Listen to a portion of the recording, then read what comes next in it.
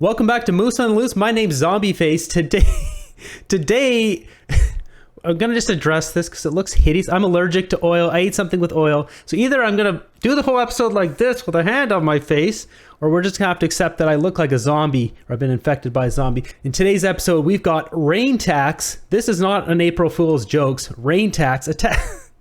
We've got some more protests. We've got an event here in a women's bathroom with a guy who identifies as a woman, but he's a guy. He's not a woman. We all knew this day was coming, and it's finally here. We've got a story here of some guys breaking into Pierre Poilievre's rally and starting their own big chant and anti-rally kind of stuff. We've got some police brutality, and we've got some cars now being stolen with people driving them. That's right, they're not waiting till they get home. They're just stealing them right as you're driving them on the street. So let's jump into this here. We're starting off with the rain tax. This article here from the Counter Signal. We've got Capital Bonehead. Olivia Chow, this is the mayor of Toronto, has proposed a rain tax based on the square footage of land you have of space in your property that diverts water into the wastewater gutters, because they want to tax you if you're pushing water into the gutters. Isn't this something the Romans figured out? Why is this such a problem today?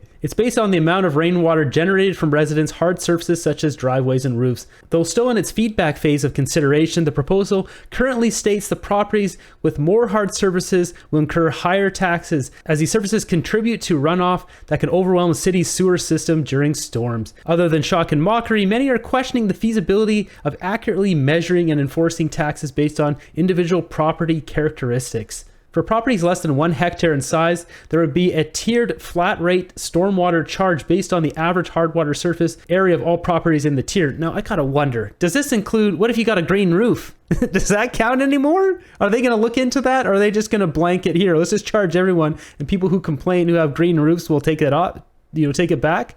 Or they won't, they don't care. Property tiers are determined by property size ranges for different property types: residential, multi-residential, and condominium, industrial, commercial, institutional. Absolutely nonsense. It says here regarding Doug Ford, days before she was elected, Mayor Ford told a group of reporters, "You want my opinion? If Olivia Chow gets in, it will be an unmitigated disaster," he said. Taxes are going up by 25 to 30% when people can't afford rent, can't afford mortgages now. Businesses are going to be fleeing Toronto as far as I'm concerned. The city is running public consultations on the rain tax scheme until April 30th. Now, this did make legacy media today on the news here. So we got this clip here from Breakfast Television. If anyone who watches this stuff, but anyways.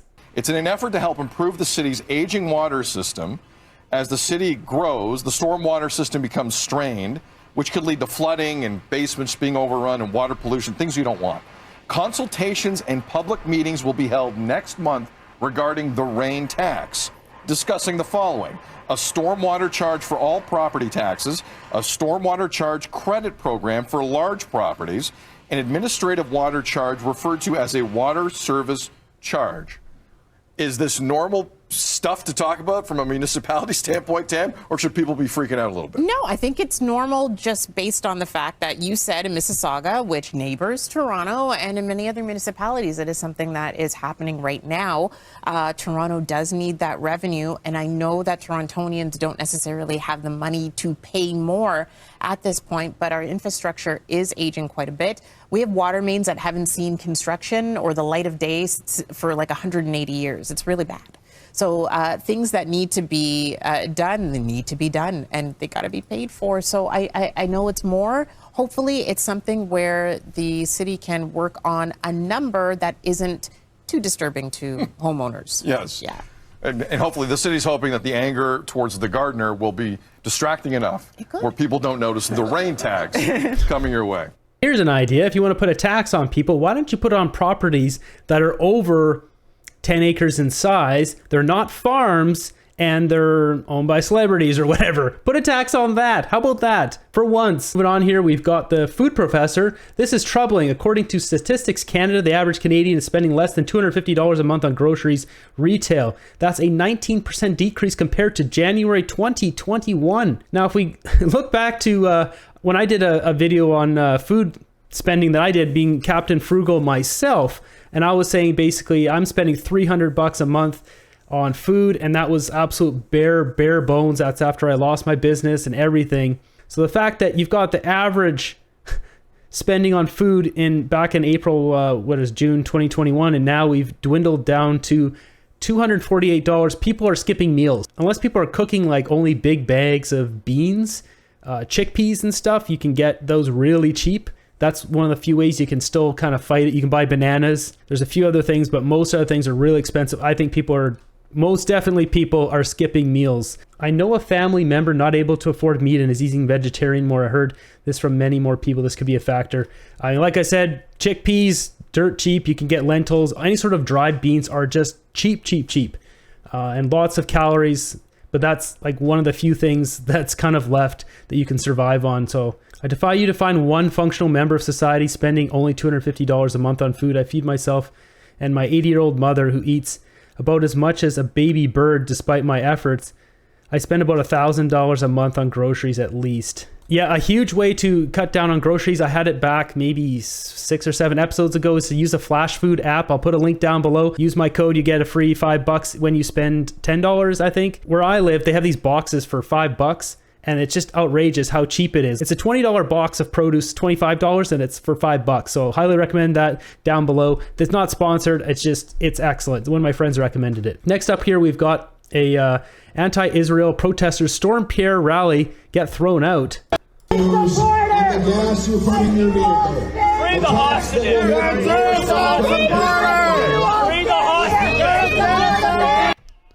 Okay, we're gonna mute that a bit because they're using unsavory words. So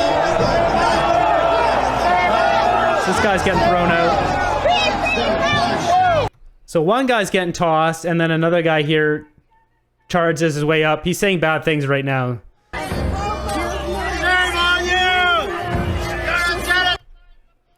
We're gonna break that up a bit.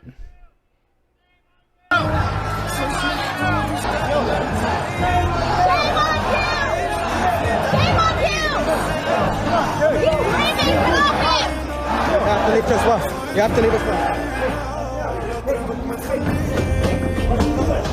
You can't hold me. Yes, I can. He can't hold me. I'm gonna stir things up. I'm trying to leave. I'm trying to leave. Let me go. Let him go. Let me go.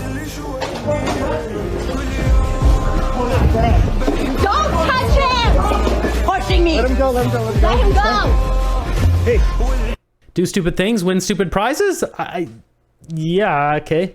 I mean, I don't know what support you're going to get by busting in and doing that. Next up, we got a clip here at the Palestine protest on Yonge Street, which was, I think, yesterday. There's a guy that's running around and yelling white power, and you're going to see here, there's some pretty rough police brutality. Get out of here.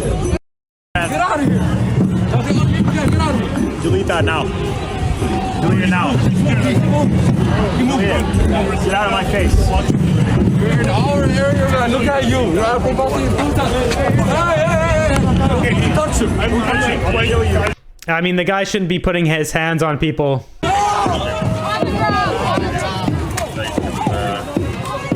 That's excessive.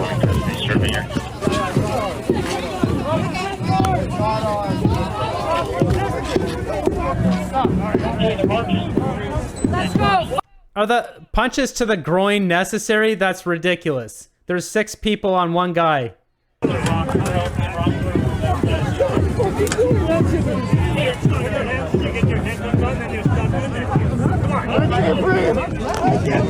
So that gentleman who is currently on the ground was walking through the protest screaming white power, and then he got into a shoving match with someone, and I guess he resisted arrest. Bad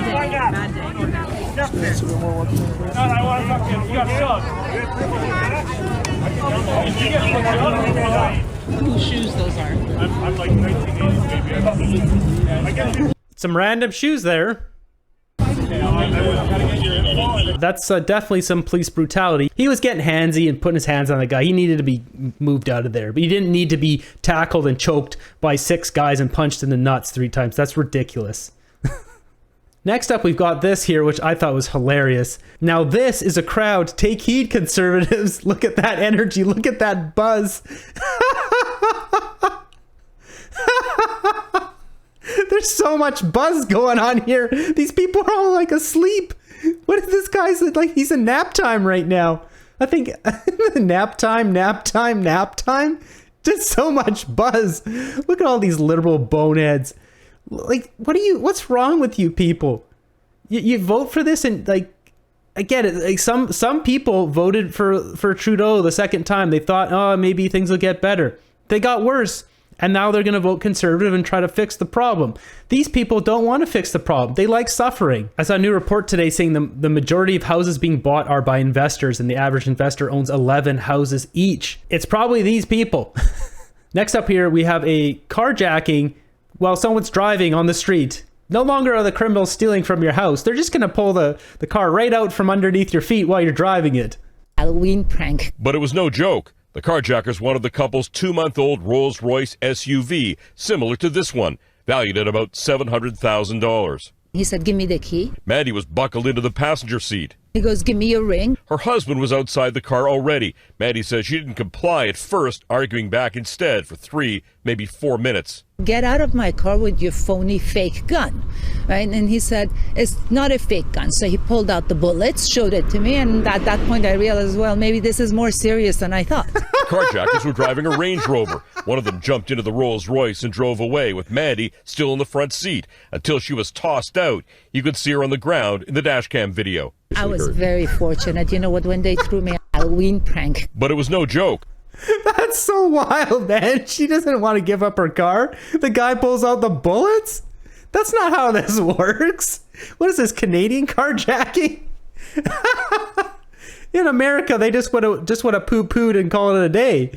Oh, this is just outrageous. What do the comments say here? Newcomers earning a living. Yeah, no kidding. This will be used to increase auto insurance to the moon. They told us we will own nothing and get credits for currency. Yeah, that's the problem, is this is increasing a car auto insurance. And at what point do the citizens have to take this over if the police aren't going to do the job? This is a very easy thing to do, is you just get another one of those Rolls Royce, you park it somewhere, and then you put a whole SWAT team in all the buildings around it. And when these guys show up, you take care of the job. You eliminate the threat to Canada, and then the problem is solved.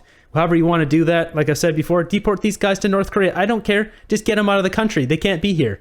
They don't deserve to be here. We don't want them here. Get them out of the country. Next up, we got a clip here with Garnet Genuous with a back and forth battle with Patty Hadju, a liberal, a very, very nasty liberal. What you're about to see is one of the most gnarly back and forth arguments at committee I've ever seen. Minister Haidu, Canadians would expect that the Indigenous procurement system be designed to benefit Indigenous peoples and Indigenous communities, not a small number of well-connected NDP Liberal government insiders. Dalian is a two-person company. They don't do actual work. They just get government contracts and subcontract to others. How many Indigenous people benefited from the $7.9 million that your government sent to Dalian for a Arrive scam? I think I'll just blow by all the stupid slogans and answer the question. Well, I'll tell you that the Indigenous Business Directory is... I'd love for you to answer the question. How many Indigenous people benefited from the $7.9 million that your government gave to Dalian for a Arrive scam? So I think I'll just blow by the stupid slogans and begin by answering the question in a sincere way, which is what I would hope we would all do around this table, because these are serious issues and sincere concerns. Let me just back up and say Indigenous Services Canada does manage... Please don't back up. Please just answer the question. I would love to do that. Are you ready to listen? Go for it. All right, great. How many Indigenous people benefited? Just the number would be fine, actually. So the Indigenous Business Directory is a directory that Indigenous Services Canada maintains to provide to other departments of Canada a list of businesses that have been verified as either... Sorry, Minister, this is a two-person company. They don't do any actual work. They're listed on the Indigenous Businesses Directory. They receive contracts and subcontract. That's all they do. They get government contracts. They subcontract the work to others. How many Indigenous people benefited from the $7.9 million that your government gave to Dalian? I'm not looking for a history of the program. Point of order, I'm just looking Mr. for a Chair. number. Well, I think that. Sorry, just 1 second. I'll stop the clock. Mr. Protestor, what's your point of order? The member has asked, it's repetition. She's trying to answer the question. The minister keeps getting Jamie, respectfully learn the rules, okay? It's not a point of order, and it's not a repetition issue. I'm repeating the question because I want the answer. You're coming in from another committee. But she's a minister, you're not. Let her answer. We are into debate. We are into debate, but I will say that, as I noted, we ask the minister questions, we allow the minister to answer. Just the number. That's all I need. So I'll turn the floor to the minister and to continue with your response, please. So to understand the Indigenous Business Directory, you have to understand what it's for. And the Indigenous Business Directory is to provide assurances to other departments, including Procurement Canada, that the people on that list are Indigenous. And so that is the sole purpose of the list. It's about indigeneity. Okay. Minister, what Mr. Yeo told the Public Accounts Committee yesterday is that the purpose of the program is not to benefit Indigenous communities, but only to benefit the particular individuals who receive the contracts. What you've just said effectively confirms that.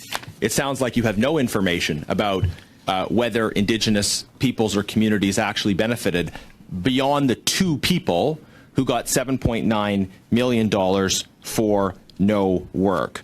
Of all Dalian's contracts, totaling at least $91 million under your government, did all of those $91 million worth of contracts benefit from the Indigenous procurement set aside? And what percentage of the subcontractors were Indigenous? I would like, I'm actually kind of annoyed by this question because it implies that if an Italian person owned a company, then only Italian people should benefit from that company's business. And in that is an implicit, I would say, stereotype. Indigenous business owners are just like non-Indigenous business owners. And some Indigenous business owners have many Indigenous employees. In fact, many businesses do. Minister, I'm going to spare you the false indignation here. Okay. Let me turn a profit. Your question is implicitly no, Mr. Chair. I'm going to jump in accordance with the rules. Discriminatory. Yeah, of course. Here we go. Here we go, Minister. Your government faces intense heat over this corruption scandal, and your response, your only response, is not to answer the question, but to accuse other people of racism. This is so typical of your government. Now, I'm going to finish, Minister. Here are the facts, right? Dalian is a 2-person company. They don't have employees. There's just 2 of them, right? So does it seem to you the problem that this company can get close to $100 million worth of contracts from your government? They don't do any work. They subcontract. That there's no tracking of whether Indigenous people actually benefit. There's no tracking about whether other Indigenous businesses receive subcontracts. And that simply by being the middleman, they're able to claim this massive set-aside when there is no tracking of actual benefits to Indigenous communities across the country. Don't you think that's a problem? What I would say is that whatever has happened, contractors should be held accountable, regardless of whether they're Indigenous or not. The rules don't. But do you think this is an abuse of the Indigenous procurement program? Do you think this is an abuse of the intention of the program? Yeah, I would ask. There's only 10 seconds left. I would say if people are on the list who are not Indigenous, it is an abuse, and that is why Dalian. So you're fine with what happened with Dalian? Okay, we're out of time on this one. Of course they're out of time on that one. Just the corruption is unbelievable. The Liberals are just the worst of the worst of the worst. They don't that lady there is particularly aggravating to watch. It's just like Trudeau, doesn't answer the question. The whole thing is just ridiculous. The whole government is just horribly corrupt. If you haven't read this yet, this is hilarious. The Canadian bobsled team has officially announced they have named their sled Justin because nothing in history has taken a country downhill faster. I was once willing to give my life for what I believed this country stood for. Today, I would give my life to protect my family from what this country has become. This photo is highly disturbing, by the way, and so is this. Justin Trudeau speaking about his economic plan. Some of you may die, but that's a sacrifice I'm willing to make. Yeah, no kidding. Him and Guilbeault, put him next to him there too. Trudeau behind bars, axe the tax. That's where we're going to end today's episode. Thanks for stopping by. Be sure to subscribe, turn on notifications, get notified of all my videos when they come out. Thanks for stopping by. I'll see you in the next one.